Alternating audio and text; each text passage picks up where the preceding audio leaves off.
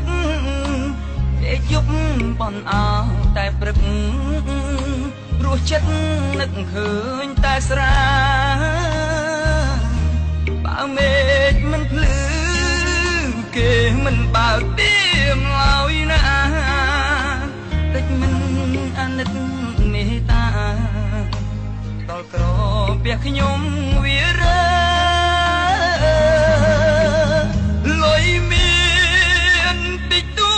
ចលួចលាក់ប្រពន្ធទុកស្រាជាអ្នកមានគុណប្រពន្ធទុកគ្មានបានក្អាអត់ធ្លាក់ខ្លួនឈឺទើបដឹងថាមកពីស្រាចង់ជាដូចគេធម្មតាតែស្រាបំផ្លាញអង្គហើយទឹកភ្នែកអ្នកផឹកយំស្រនងខ្លួននឹងហើយមិនស្ដាប់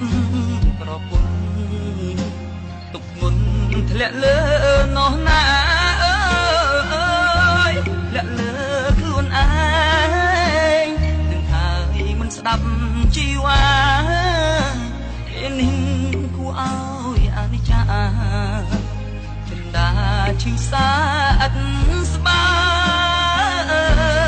យលាហើយស្រាស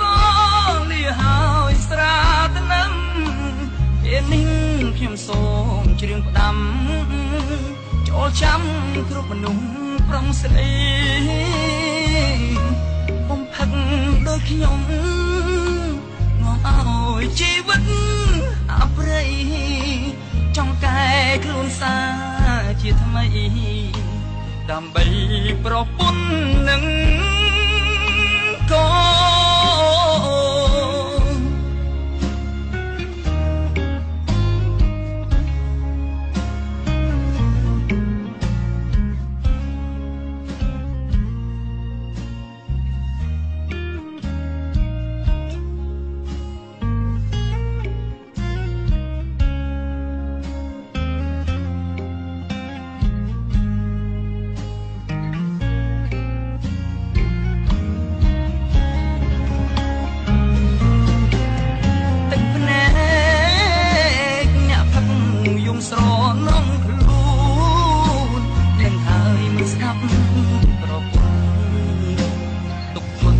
ធ្លាក់លើ